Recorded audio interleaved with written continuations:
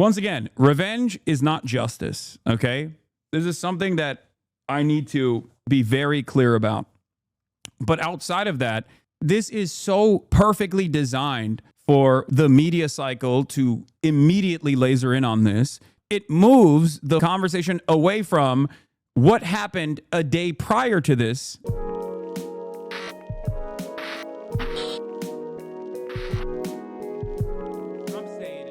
All right. Let's get started. Let's get started on the news. We got a lot to cover. So I guess we'll start with the we'll start with this investigation into attack on pro-Israel demonstration in Colorado. Some psycho went up to a bunch of old Jewish people that were doing like a demonstration in support of Israel and tried to like light them on fire or something. He was shirtless, you know, just real insane shit. Oh, music is still playing. Thank you. Yeah, let's get started. He had like Molotov cocktails or something, I guess. He used a flamethrower and threw a yeah, someone said there was a flamethrower as well. The protest was to free the hostages. Yeah, it was it was like a pro-Israel protest, but it doesn't fucking matter what the protest was for. That's psychotic. What do you mean? Like, that's an insane thing to do. And this man is an insane person. Like, absolutely insane person. Thank God nobody died. Holy shit. ICE was caught on video posting as utility workers. Yeah, we'll talk about that in a second.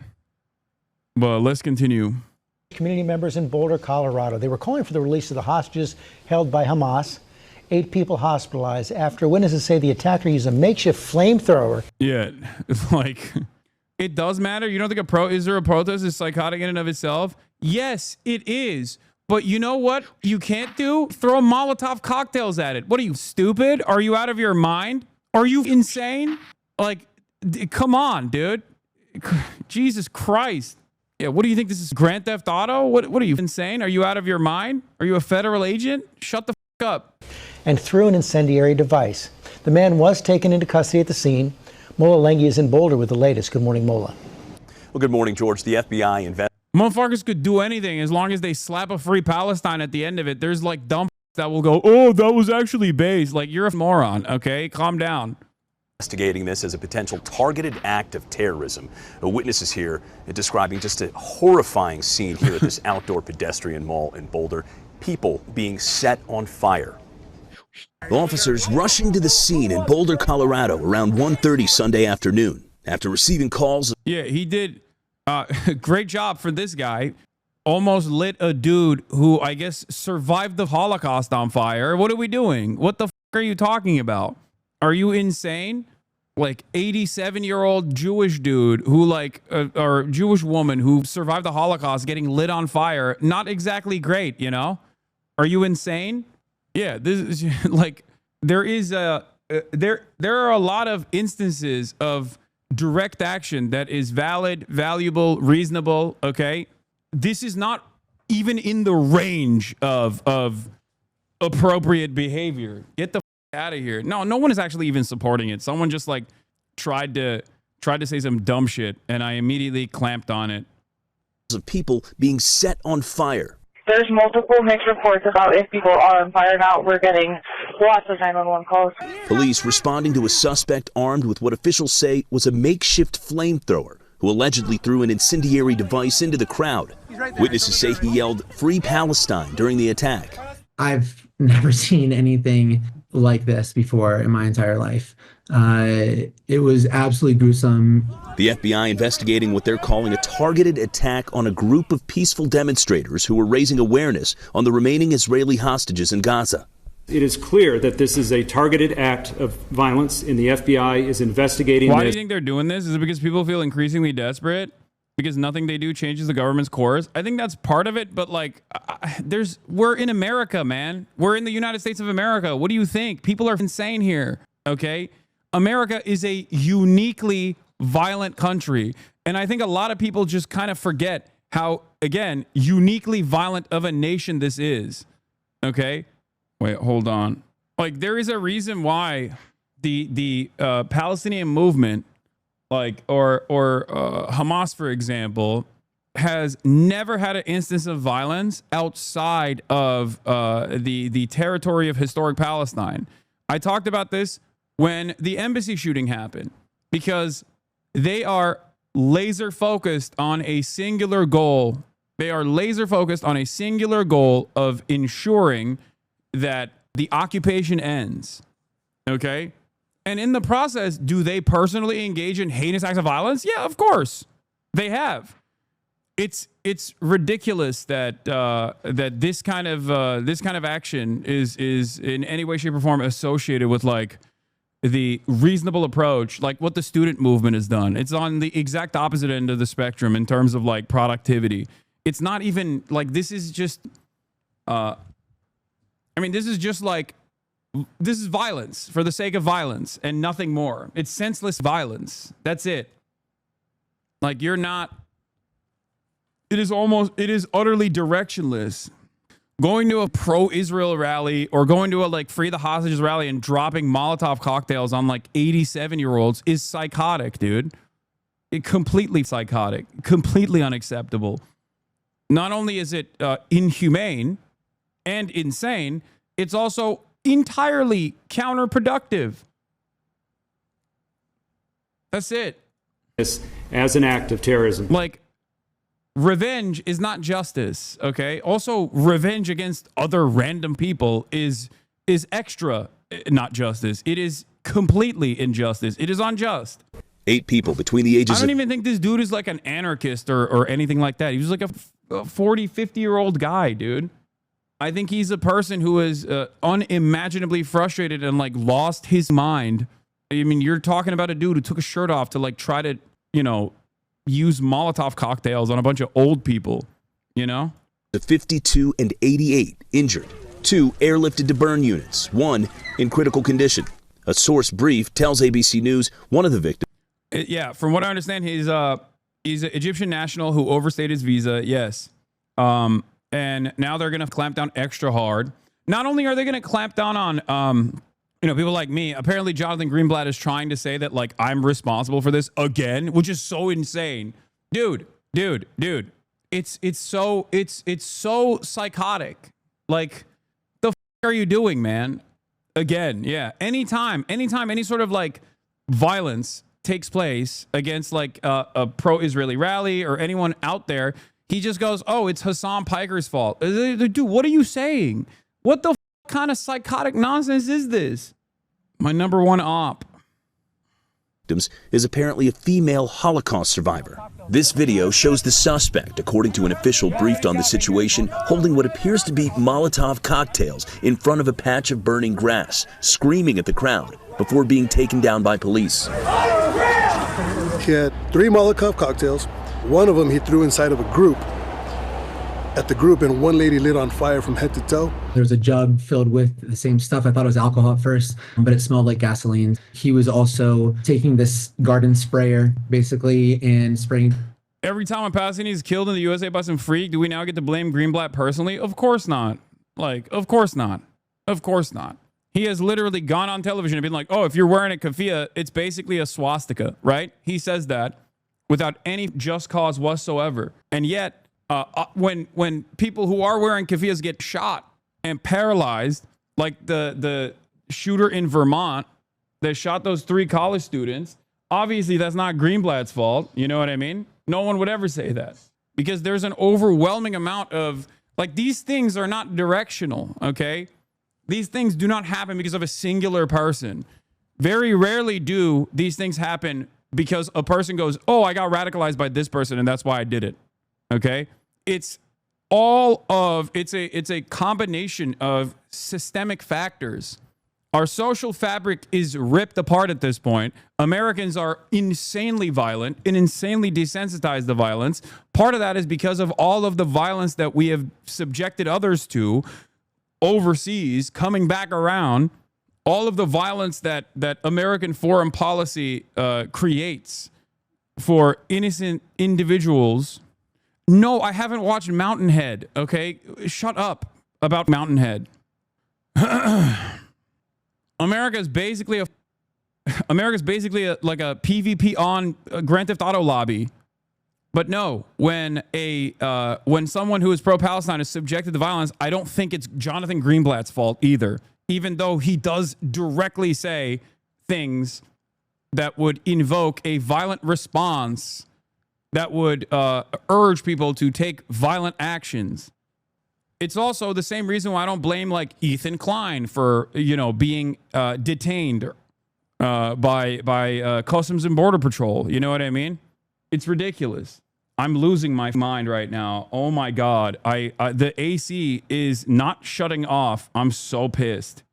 Oh, my whole family loves making fun of me for how much I love the AC and how much I turn on the AC, and now I can't even turn it off. It's so cold.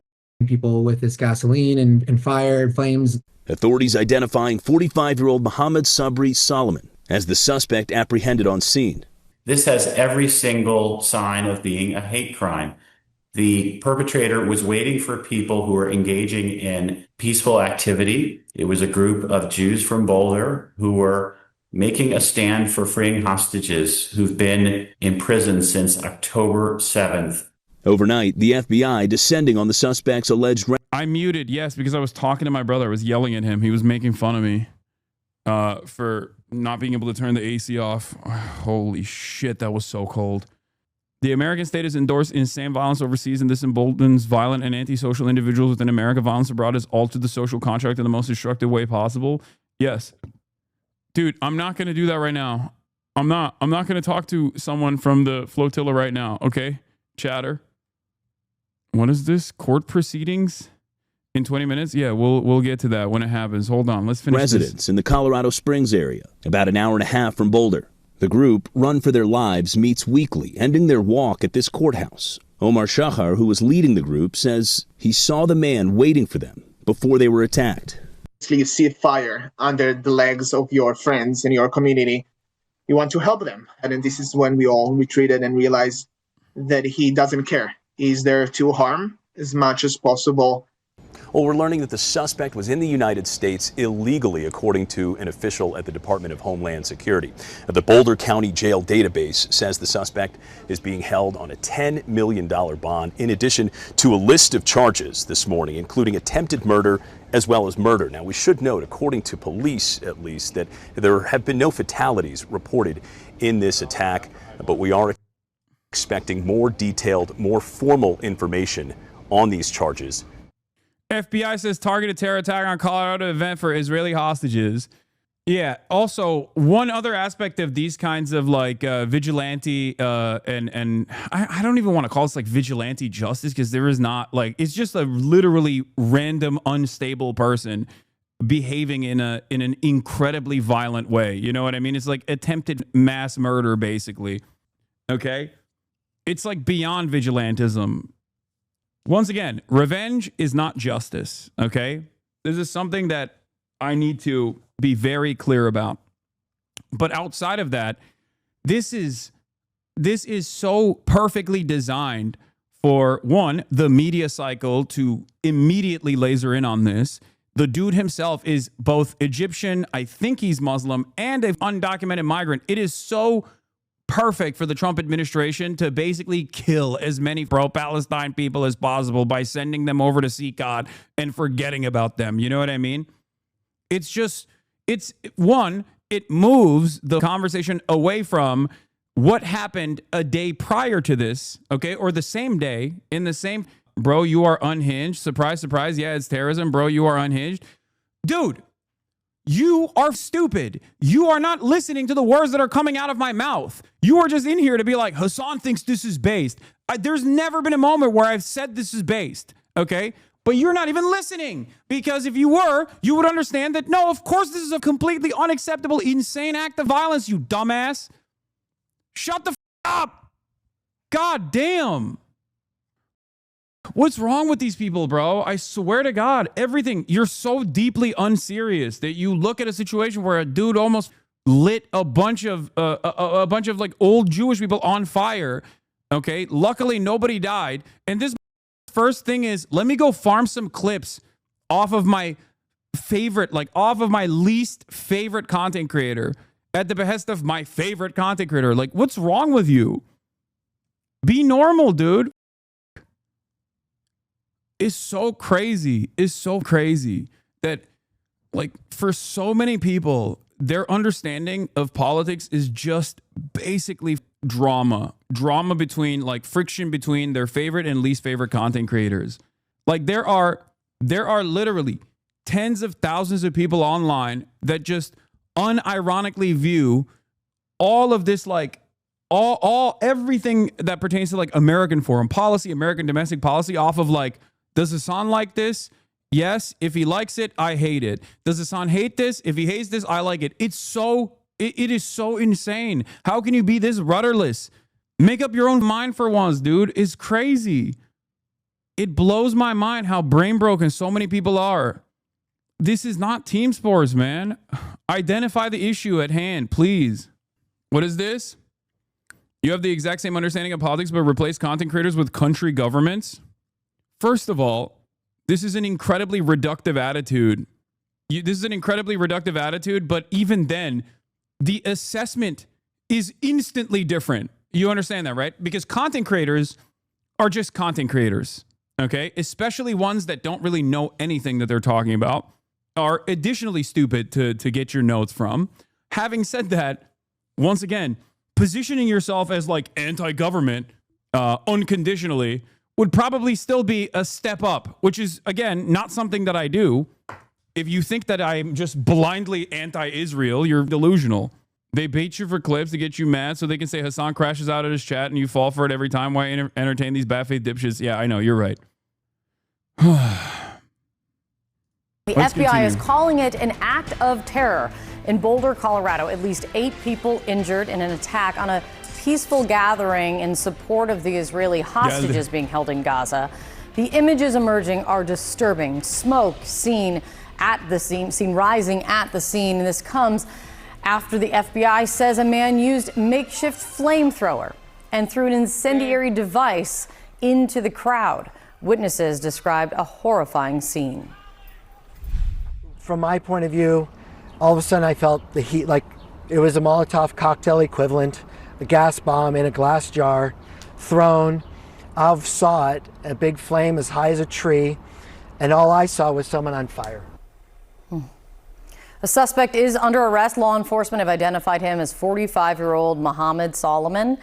CNN's Whitney Wild is at the scene in Boulder. She's joining us right now. Whitney, first and foremost, what are we learning about the victims this morning? Well, what we know is that... Thoughts on a potential false flag? No, dude. Stop. I haven't seen enough details, but stop immediately assuming it's a false flag, please. Jesus Christ, dude. Some of you guys are so unserious. This is just, again, another issue with, like, the way Americans view politics. Everything's a goddamn game. Everything's a goddamn conspiracy. Holy. Sometimes what you see is what you get. Okay? Goddamn. It's so ironic that the last time this happened with the Israeli embassy staffer shooter, I covered extensively the misinformation that flies around, talking about how I don't think it's a false flag, and covering it extensively, which led me to be banned for a day. Okay? One must ask why. One must ask why anyone instantly thinks something is a false flag. Okay? This happens with right-wingers. This even happens with leftists as well. The reason why is partially because everyone's brain is cooked at this point. No one can just like look at a situation and instantly go, I don't think that's what you see is what you get. There always has to be an alternative. There always has to be an alternative explanation. Okay? You have to stop doing this. The other reason why people say this is because they understand that this is a ridiculous instance of violence that is horrifying and also horrible. It's horrifying. It's literally it will have immense negative consequences. So immediately people go cope mode and just go, oh, I think it's a false flag maybe. Like, that's bullshit. Horrifyingly, one of them was also a Holocaust survivor, as you had mentioned earlier. They range in age, Kate, from 52 to 88 years old. What we know right now is very little about the extent of their injuries, but the little we do know, according to police, is that 2 people were airlifted to Denver area hospitals. 1 victim was very seriously injured. This was a horrifying attack, Kate, as you described. This man holding what were basically spray bottles full of what looked like incendiary material and then throwing that onto the crowd. And when he initiated that attack, Kate, these are not people who run away from their neighbors. They run to them to try to help. This is a community that will need to lean on one another as they move forward. Here's more on that from the Boulder Police Chief. Boulder is not immune to tragedy, sadly, and I know a lot of people are scared right now. A lot of people are upset and questioning how this happened and why. All I know is Boulder has recovered before from acts of violence, and we will again recover. I urge the community in this time to come together. Now is not the time to be divisive, and we will continue to ensure community safety along with all of our partners. Okay, that help, that sense of community will be more important than ever as they try to move forward after this tragedy. Kate? And what more are we learning about the suspect right now?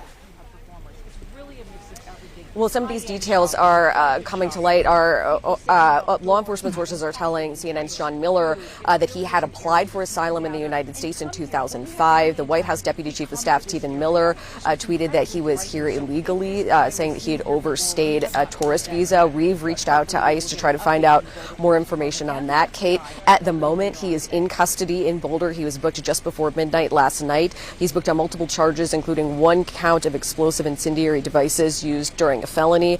Again, much more to learn here, and we expect that more information will come forward at his first hearing at 1:30 this afternoon local time, Kate. All right, Whitney, thank you very much. John? All right, with us now are CNN senior law enforcement analyst Andrew McCabe and the aforementioned... What?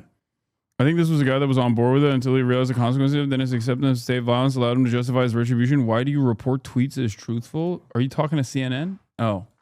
Mentioned John Miller, CNN chief law enforcement and intelligence analyst. John, what else are you hearing from your sources right now? Well, they're digging into the background of this individual, particularly looking at how he got here, when he got here, how he stayed here.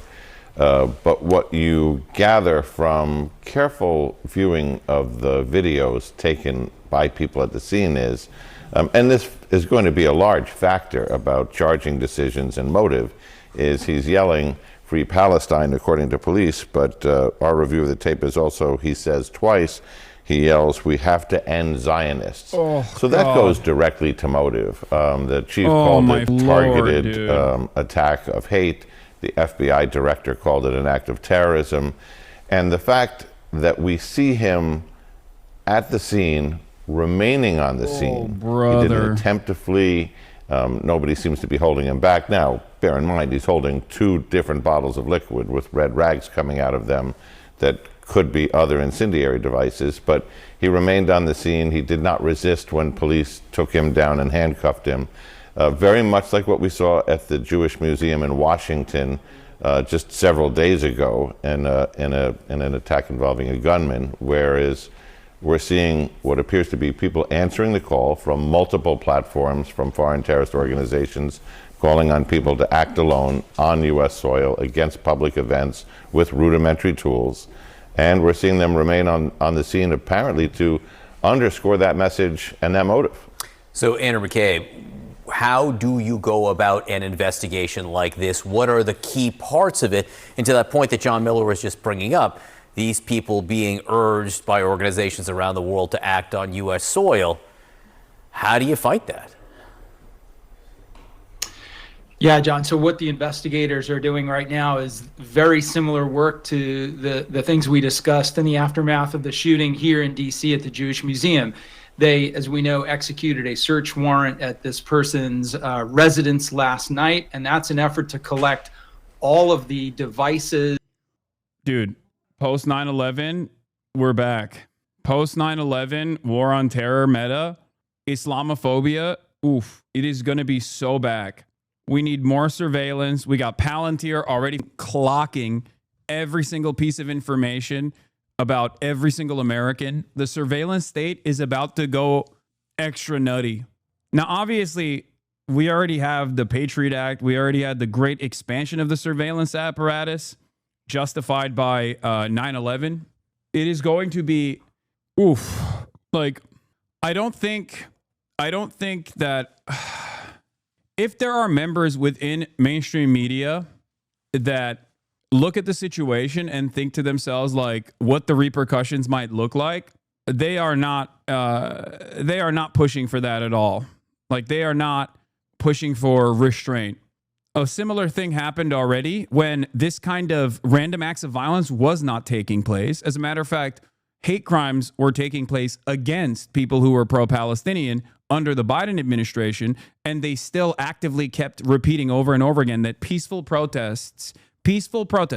non-violent protests on college campuses that were super buttoned up were all actually heinous anti-Semitic acts of violence, the violence that people were being subjected to, right? They lied about that over and over again, and it gave a massive opening for Donald Trump to abuse and clamp down on as many student protesters as possible and start doing this insane immigration enforcement scheme. And now liberals are either quiet about it, supportive of it, like Deborah Lipstadt, Biden's anti-Semitism envoy, okay? People like that are basically supportive of this kind of thing. And then there are some liberals who go, oh, maybe we're going a bridge too far here. Lightly criticizing it, lightly criticizing the Trump administration's actions. But when moments like this take place, when things like this happen, the media once again kicks into high gear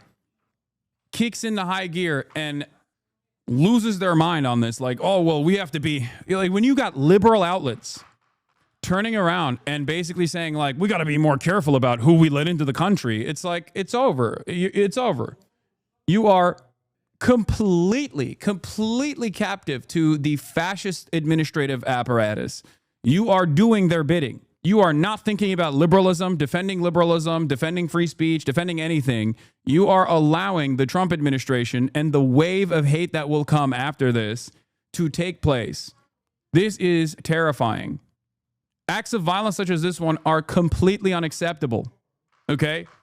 But the way to cover this is to single out this act of violence, say it's abhorrent, say it's unacceptable, instead of just like washing an entire movement with the same brush of violence to make it seem as though anyone that says free Palestine on a college campus is basically trying to light, Jewish Holocaust survivors on fire that are 87 years old. Like, that's psychotic.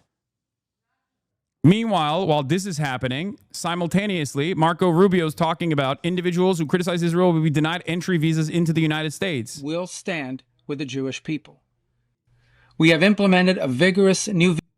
This is fake? This is a fake video? I lied. Apparently it's AI.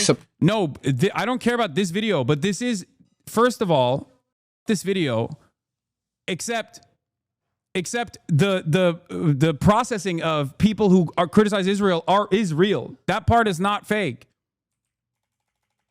Hasan, you were duped? No, I just clicked on a video. I don't know if it's real or not. But the part that is real is they are looking at people's social medias. Okay, that video, it might be AI. I don't give a shit. Someone sent it to me.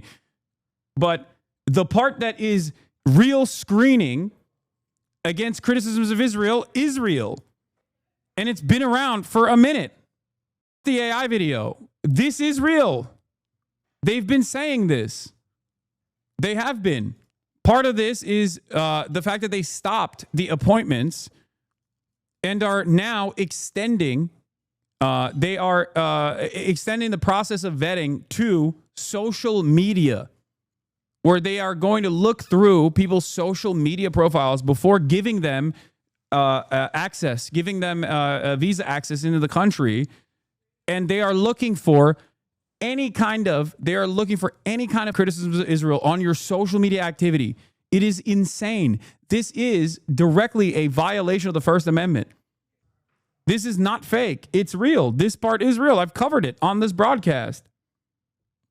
U.S. Secretary of State Marco Rubio has instructed U.S. diplomats to scrutinize visa applicants' social media for criticism of the U.S. and Israel. The New York Times reports. Yeah, this is all the way back in April. That part is not fake. That part is real. We are holding international organizations and nations accountable for rhetoric against Israel that resurfaces in the manifesto of monsters, like Iran and Sarah's killer. But we do see an eventual light at the end of this long tunnel of suffering. This does sound like AI, by the way. This does unironically sound like AI. Like it has the markings of an AI video. Like it sounds, when like the robotic AI speech pattern, it has the robotic AI speech pattern. It also has the tint, like what is it called? It's not the dead eyes and the weird mouth movements. That's just him. He's a soulless monster. But yeah, there is a specific like tinny sound to AI audio, to AI audio. Like it sounds like it's coming out of a tin can almost. That's why people are saying is AI potentially. One can imagine a Middle East in which the Abraham Accords eventually reign. So thank you for the opportunity to address. Yeah, this does look like this straight up looks AI. I don't know if it is. I mean, it's the New York Post. They could very easily be duped, but it does feel like AI. Anyway, the video being AI doesn't change the reality that like they have unironically. I want to begin. Yeah, special envoy to monitor and combat anti-Semitism officially posted this, so it's probably AI or not. This is literally something that the administration is saying. Okay, you are 6 months behind. Street interview VO6. Nope, you can't tell Neo Lud. Look up VO3 prompt theory, dude. I know we watched all of that. I talked about it already. Shut up. Shut the up. Oh my God, you're so brilliant, dude. I can't believe prompt theory. I want to begin by thanking Foreign Minister Assar for this kind invitation, and I regret that I cannot be with you all in person.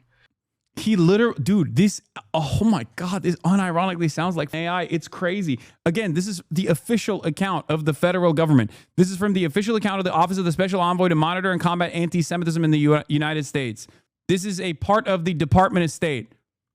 And it literally sounds like AI, okay? I feel like I'm losing my mind. Oh my God, I'm losing my mind a little bit. Oh God, my job has gotten infinitely harder. If my goal is to go through misinformation and try to correct the record in instances of, in like random instances of violence or whatever the government is doing, welcome to the new world where half of the stuff that we're gonna see, even coming from real outlets like this, could potentially be AI made, but official. I'm going crazy. I feel like I'm going insane. Oh. Golda Meir once said, "It took Moses 40 years to find the only place in the Middle East with no oil. But Israel's wealth lay not under the ground, but in its people, the Jewish people, exiles, pilgrims, and dreamers from around the world who made the desert bloom into a high-tech superpower. Israel accomplished this miracle not by abandoning its history and identity, but by embracing them." I'm going to put you on a spaceship. If you bring up Mountain Head one more time, I'm putting you on a rocket ship to Mountain Head. Okay, one-way ticket. Why are you playing a fake video, man? Dog. Listen to me very carefully, okay? This is a video that the Special Envoy to Monitor and Combat Anti-Semitism, which is an official State Department organization, okay? An official State Department organization posted. It sounds like AI. It could be AI, but it is official, okay? As in, you have to treat this as though Marco Rubio said these words. Marco Rubio has already said similar words 1,000,000 times over. Shut the up. Oh my God. My dad is watching some shit about AI in the background as well.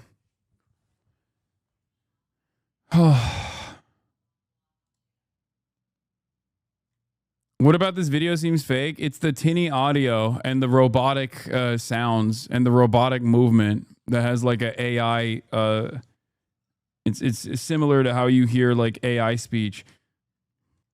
Sadly, some of Israel's neighbors have failed to appreciate how following Israel's example could have brought prosperity to the region. Instead, they chose war. They decided to impoverish their people in a futile effort to destroy Israel. They succeeded in the former, while failing in the latter. Anti-Semitism is the world's oldest bigotry, and given that we are all here today, it is also the world's most futile. Egyptian pharaohs, Roman emperors, Persian shahs, and Middle Eastern despots have sought to destroy the nation of Israel. I'm losing my mind. I'm losing my mind. Dude, we are literally looking at Israel's fascist policies and going, please, can we have that here? We want to have that here. It's actually incredible what they've done. We should do it here. This is insane. What is Kaya? Place. This does not look or sound like AI. It's a recording of him joining over Zoom. That's why it sounds like that. Our brains are all broken. This is just a real video. It does not look or sound like AI. AI is not that good yet. Yeah, anyway, while we were in the process of like trying to figure out whether this is AI or not, regardless, this is a real thing that the administration is doing. Whether or not it's the video is AI or not, it's probably real, and it doesn't matter. It's yes, as some chatters pointed out, it's most likely because it's a Zoom recording. That's why the audio sounds like that, or maybe it's written by AI. That could also be a part of it. It doesn't matter. Okay, what matters is what the administration is going to do in the aftermath of events like this, and I fear that they're going to actively suppress any kind of pro-Palestine speech, and the fact that the administration is basically saying like we need to do what Israel is doing. We need to do what Israel is doing. Israel's doing a great job. We got to do exactly what they're doing. Should be terrifying for Americans. Okay. Israel has incredible censorship, even for the Israeli population. Okay. They have a military censor. They do not have free speech in Israel. America has free speech. So seeing so many of these like supposedly right-wing pro-free speech accounts unironically lap up whatever the ADL is saying in an effort to get the government to go after people that they don't like, content creators that they don't like, simply because it's a position that I have taken is insane, okay? Holy moly, this is terrifying. And things he might have in his house that indicate who he's been in contact with, what he's been looking at on the internet, what he's been writing, things that he's been searching in his online search history.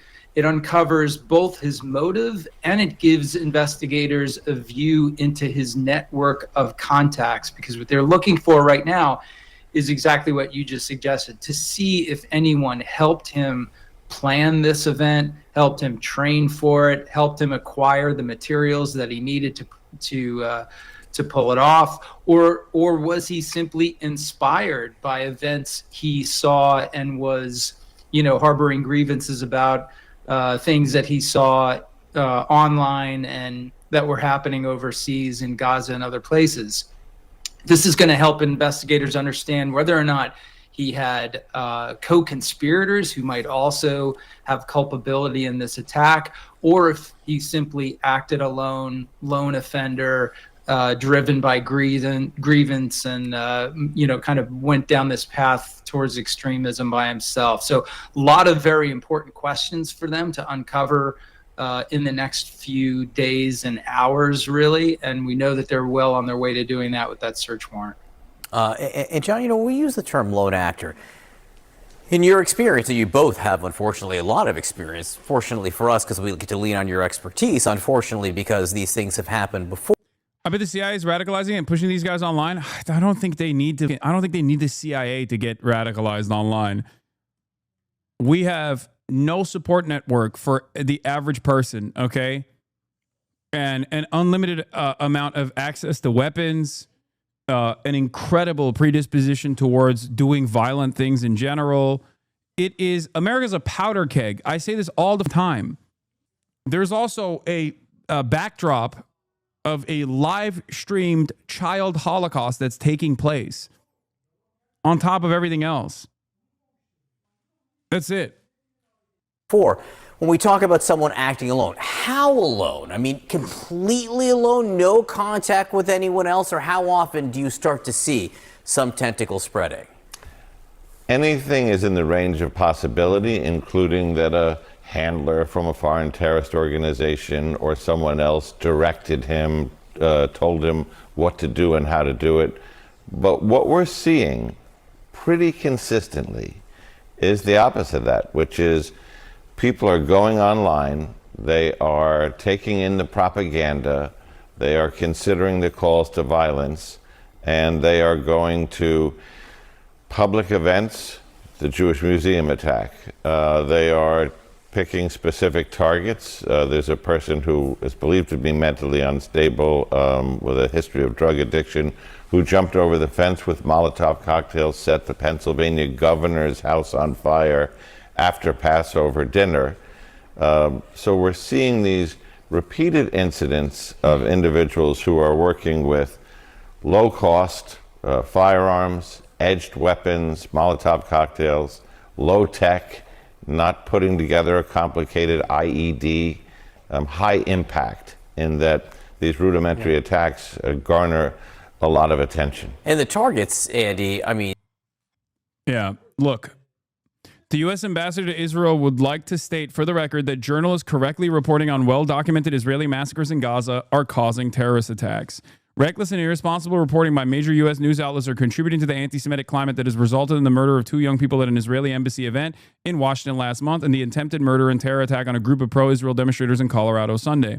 Without verification of any source other than Hamas and its collaborators, the New York Times, CNN, and Associated Press reported that a number of people seeking to receive humanitarian food box from the Gaza Humanitarian Fund were shot or killed by the Israeli Defense Forces. These reports were false. Drone video and first-hand accounts clearly showed that there were no injuries, no fatalities, no shooting, no chaos. It is Hamas that continues to terrorize and intimidate those who seek food aid. The only source for these misleading, exaggerated, and utterly fabricated stories came from Hamas sources, which are designed to fan the flames of anti-Semitic hate that is arguably contributing to violence against Jews in the United States. Media sources who willingly parrot these libelous allegations should recant their fake news stories, apologize, and pledge to practice actual reporting. Say 10 Am Israel highs for you, okay?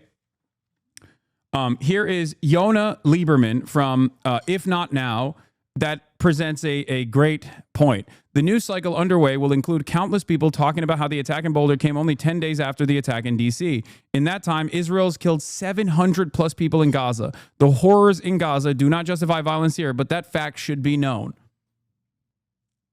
Debunking live stream event and trying to lie about it to people is so pointless. Who do they think they are talking to? It's so incredible that this is the quiet part being said out loud.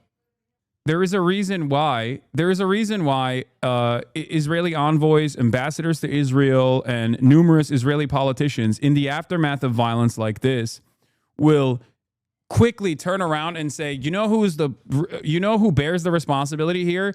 People who are correctly pointing out Israel's violent actions, because they are the ones who are radicalizing people. Okay? That's an insane statement to make. Like, it's not just people like myself, right? Obviously, the ADL has directed the crosshairs, directed the attention at me specifically, okay? Because right after the Israeli embassy staffer shooting and right after this, Jonathan Greenblatt goes on television and immediately goes, this is Hasan's fault, which is psychotic, okay? Jonathan Greenblatt has played a larger role in the dangerous conflation of Jews and Israel, more so than anyone else. I work to try every single day to decouple Judaism and Zionism from one another, when Jonathan Greenblatt and many others are actively trying to say, no, you don't understand. This is the truth. It is what it is. Israel is doing this for Jewish people. It's horrifying. Here it is. And what I really want is, whether it's social media influencers on Twitch and YouTube like Hasan Piker, or other kind of promoters of hate on YouTube and TikTok like Guy Christensen, or like, these speakers at these graduations. It just happened. Yeah, see? All of his smoke is for like speakers at graduations, like people that say Israel's doing a genocide, which is correct. Israel is doing a genocide. Like people like myself who correctly say Israel's an apartheid state doing a genocide. People that are speaking at graduation, correctly pointing out that Israel's doing a genocide. These are the people who are radicalizing people. It's like, no, dude, it's the fact that Israel's doing a genocide that is radicalizing people. Okay? That's insane. Like the argument that a lot of these guys are trying to present here basically is that Israel should be able to do a genocide and you shouldn't actually call it out, because if you call it out, then you're radicalizing people against Israel. You're radicalizing people to doing violence. That's an insane statement. Do you not care about the violence that Israel is subjecting the Palestinian people to? Obviously, Jonathan doesn't give a shit. His stated purpose, his singular goal is basically to, do propaganda at the behest of Israel. The other day at MIT, spreading blood libels about the Jewish people or the Jewish state, it creates the conditions in which this kind of act is happening with increasing frequency. We've got to stop it once and for all. I hope the Trump administration will do just that. Well, the fact... And what I really...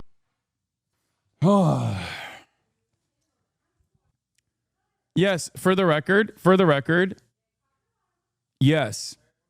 It's not just me. It is the United Nations that's also contributing to the radicalization. People obviously try to hone in and laser focus on their assessments here. They try to hone in and laser focus on targets that are priority targets for them. But yes, just like this U.S. ambassador to Israel is claiming here, okay, Michael Fuckabee, it's all the journalists. When Israel actually ends up killing hundreds of Palestinians, overwhelming majority women and children and the elderly, and the media reports on it as Israel has done this, all of a sudden, this is blood libel. All of a sudden, you're like, whoa, what are you doing? You're bringing negative attention to the state of Israel. It's just, man, it's so messed up. It's so busted. You are a very easy target. I don't think I'm a very easy target. I'm just, I'm just someone who he can singularly focus on to actively pressure and try to get banned. And it's because I'm one of the biggest targets. That's it. I'm one of the loudest voices with a major platform. Obviously, yeah, getting banned off Twitch is the least of my worries, but yeah. Just a few short months ago, it was blood libel to say Israel deliberately struck aid trucks and targeted relief workers. If they hit this flotilla like they've done before, you'll have about a day of acknowledging reality before it goes back under the blood libel tab. Yep. Like it literally, they already struck many aid workers. They've killed hundreds of aid workers. They've killed hundreds of journalists in Palestine. And I don't think these guys understand, or they do understand. They're just like actively trying to avoid the truth and the responsibility that is in the hands of Israel. And actually those who keep consistently saying that Israel is doing this for Jewish people. If you criticize this, you hate Jewish people. Actively pairing Judaism with Israel's actions is unimaginably damaging. It is as if CARE and every single Muslim advocacy group was running around constantly saying ISIS represents Islam. It represents true Islam. If you criticize ISIS, you are Islamophobic. Okay? Ironically enough, that negative association with Islam was made by not Muslims, but actually those who wanted to damage Muslims living in the West. But this time around, it is being used, this conflation, this dangerous conflation between Judaism and Israel is being used and weaponized by those in positions of power, positions of prominence. It is so incredibly frustrating to see unfold in broad daylight, right in front of our eyes. Oh, it's not commentary on Israel's action, but the actions of Israel itself that's radicalizing people. The logical endpoint is banning non-state sanctioned journalism on Gaza, similar to the military censorship in Israel. I know. That is not just the logical endpoint. That is the goal. That is the stated goal. That's what it is. That's the issue. Everyone is lying. Like, this is what the pro-Israeli position has become. Everyone is lying about Israel except for those who directly work with the Israeli state, okay? Every single person. They say that the BBC is lying. They say the New York Times is lying, even though their coverage on Israel is entirely slanted in favor of Israel, constantly contextualizing the violence that Israel subjects the Palestinians to. Israel flunkies are so far gone that they genuinely believe the entire world is lying, and only repeatedly discredited Israeli propagandists can be trusted as far as they are concerned, says Moin Rabbani. Literally everyone is lying. The eyewitnesses, the wounded, the relatives of the dead, the medics who treated them, the reporters who collected and record evidence, the journalists and editors who verify the facts, the officials who make statements about these reports. These psychotic lunatics genuinely believe it is they who are the victims of a global conspiracy so vast that they are not a part of it. Most bizarrely of all, these flunkies are absolutely convinced that if they collectively chant blood libel often and loudly enough, reality will simply disappear. The members of the genocidal cult didn't drink the Kool-Aid. They never needed any. Yeah, I am reminded of what Yair Lapid said once. Objective reporting serves Hamas. It was an accident, but it was a truthful moment. Soft targets. I mean, you're talking about a mixer in Washington, D.C. You're talking about effectively a peace march in Boulder with elderly marchers, including potentially a Holocaust survivor there. If you were still at the FBI, what would your outreach be to Jewish organizations around the country engaged in, honestly, everyday life? John, this is the dilemma that's confronted the Jewish community for years, and it is getting markedly worse. The ADL clocked over 9,000 anti-Semitic like, they're packaging this with like ADL's ridiculous new metrics for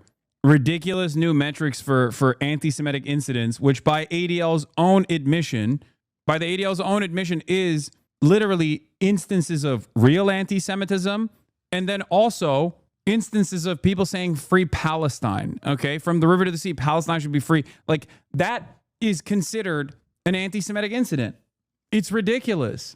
The premier institution that is designated, that is tasked with combating anti-Semitism, is doing this conflation itself.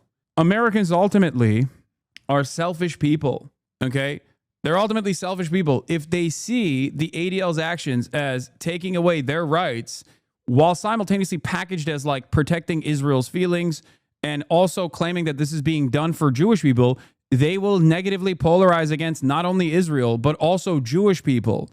Okay? This is how anti-Semitism festers. Incidents last year, which was up 5% from 2023. The Foundation to Combat Anti-Semitism tells us that 68% of the religious motivated hate crimes in this country, 68% are committed against Jewish people. While at the same time, Jewish people comprise only 2.5% of the population. No one has done more than the Jewish community to try to protect their institutions, their community centers, their synagogues, than the Jewish community with organizations like the Secured Communities Network that does an amazing job in providing security assessments to Jewish communities around the country and helping them build up the sort of systems they need to stay safe. But the facts are what they are. Targeting of the Jewish community has increased markedly, particularly in the wake of the October 7th attack on Israel, and there is no sign that this is going to stop. So they need to kind of continue this very expensive, very labor-intensive effort to secure their institutions, but they also need to think about these soft targets. Anytime there is a public gathering of Jewish people to do anything, to commemorate a Jewish holiday, to speak out about the hostages currently held in Gaza, as we saw yesterday, the public knowledge of that event turns it into a target, and they need to think very carefully about how they're going to secure those events. A necessary but tragic commentary on the situation. Andrew McCabe, John Miller, thanks to both of you. Gruesome Colorado terror attack, a wake-up call for every American. All right. There. Look. Every single one of these instances whether valid or invalid, and this is a valid instance of the media basically weaponizing a valid instance of fucking direct violence against undeserved, like people that did not deserve to be lit on fire. Okay, make no mistake. But no matter what happens, there is always a very quick turnaround on victimhood narratives. This is a real instance of victimhood, and they will pump this as hard as they can. Okay, the media will pump this as hard as they can, and turn around and dominate the news and media cycle with this. Don't like random acts of violence are completely unacceptable. I cannot believe how desensitized every individual American is to all of this violence. Oh, like think about it this way: this person is not incorrect. Like there was a bomb that exploded, a car bomb that exploded outside of an in vitro fertilization, not an abortion clinic, but an in vitro fertilization clinic. Okay. That happened like 2 weeks ago. We've already gone. We've moved past it. Like nothing sticks anymore. It's so crazy. Nothing gets any coverage whatsoever. This most likely will also pass as well. We'll just instantly move on. It is crazy. That happened like 2 weeks ago. We are so insanely used to unlimited violence. It almost leads to the opposite outcome in almost every case because it can be spun against a movement. Yeah, it doesn't matter. I mean, this person is not like, this is not the intended outcome of this movement. And they are trying to do the same thing that they did to Black Lives Matter, okay?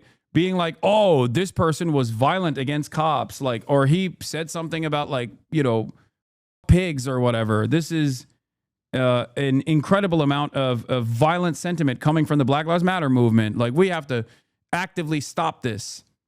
It's just it's the same principle. Were there real instances of violence directed against cops? Certainly. I'm sure it happened. Okay. Of course. Was the overwhelming majority of the protests peaceful? Yes. The only instance where like those protests would turn into riots would be as a direct consequence of police brutality at a police brutality protest. Something I will never forget was there's also, especially in like these organized protests, there are always agents of propaganda that infiltrate these protest movements and engage in incredibly violent acts. Okay. One of the greatest examples of this was the Jiffy Lube that burned down in one of the first ever Black Lives Matter protests. The person who did that was a white supremacist. Okay, an agent provocateur, a white supremacist that looked like a cop that they identified him, but they never actually caught him, if I remember. Or it's not Jiffy Lube, sorry, AutoZone. It was the AutoZone. It was the umbrella guy, you remember?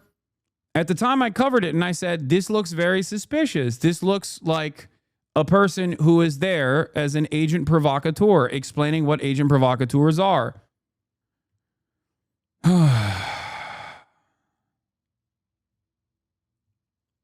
One of the biggest problems and divisive tenets of being pro-Palestine versus pro-Israel is that the acts of violence like these are used to cement both sides, and in a weird way they can be twisted in both of those ways. More anti-Semitic violence equals pro-Israel people will even be more sure in the need of a Jewish state, and will also compel pro-Palestine people to be even more sure that Israel's actions contribute to more anti-Semitism globally.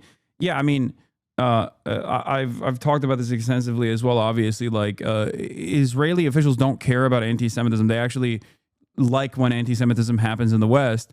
That is the reason why they have no issue collaborating with like active anti-Semitic politicians, because if anti-Semitism increases in the West, Jews in diaspora will feel more terrified and will want to work with Israel and defend Israel and actively keep sending support to Israel, even if they don't live in Israel. And the best possible outcome, obviously, would be for people to flee the West, Jews to flee the West and go to Israel directly and live there. But if they won't do that, then they will at least defend Israel. Anyway. Umbrella guy was a St. Paul police officer. The AutoZone was across the street from where I worked, which also burned down, lol. No, the umbrella guy was a police officer. The other guy was a white supremacist, I think. I'm pretty sure there was a white supremacist dude that like threw the first brick through the auto zone. Ultimately, none of this changes the dynamic on the ground for Palestinians. There is still a genocide going on, okay? The focus on issues like this obviously are as a direct consequence of people that caring more about what happens in their own backyard and the fears that they have. This leans perfectly into said fears that people have about like the crazy, scary Muslims doing violence in the middle of Aurora, Colorado. Like that's a all of a sudden that violence is in your backyard. You care more about that obviously than you do about whatever's going on over there in Gaza, right? The other secondary consequence, of course, is to hit the Israel is under attack. Israel and Israel defenders are under attack, and in this circumstance, it is valid as far as a bunch of people that were victimized unjustly by some insane person. And ultimately, all that does is move the attention away from and the focus away from Israel's actions. Alonso responds to Eyal, who said, "You know what we never see? Pro-Israelis violently attacking Palestinians in the United States. I keep hearing Zionists are violent, yet only one side continuously perpetrates heinous acts of terrorism," which, of course, is obviously an incredibly stupid thing to say. U.S. woman indicted for attempt to drown 3-year-old Palestinian-American girl, stabbed 26 times, a 6-year-old Palestinian child killed, and his mother injured in a hate crime. After chemical attack on pro-Palestine students, Colombia won't back down. Colombia protected the person who actually pepper sprayed the pro-Palestinian students in Columbia campus. Obviously, there's the Palestinian student that was shot in Vermont and is paralyzed from the chest down. All of those instances. Also, the encampments that Zionists attacked in UCLA. That was another crazy instance. There's the guy in Miami who shot the 2 Israelis who he thought were Palestinian. I don't think Eyal is this ignorant, says Alonso. I do think he's malicious and could not care less about the 6-year-old Palestinian kid stabbed to death, or even the 2 Jewish guys attempted an